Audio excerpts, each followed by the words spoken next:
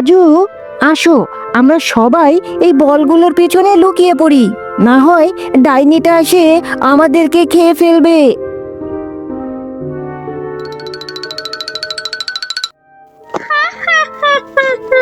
আমি হলাম ডাইনি। আমি এই বনের পেছন থেকে এখন তোমাদের বের করে খেয়ে ফেলবো। আগে এই আমেরিকার বলটাকে ভেঙে দেই।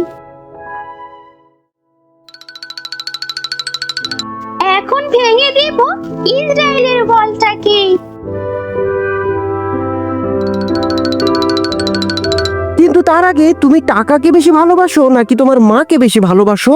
যদি তুমি তোমার মাকে বেশি ভালোবেসে থাকো তাহলে এই ভিডিওটিতে লাইক এবং সাবস্ক্রাইব করে দাও, আর যদি টাকাকে বেশি ভালোবাসো তাহলে কমেন্ট করে জানিয়ে দাও। আরে এই ইরানের বলটা তো কিছুই হচ্ছে না। এই বলটা তো অনেক শক্তিশালী।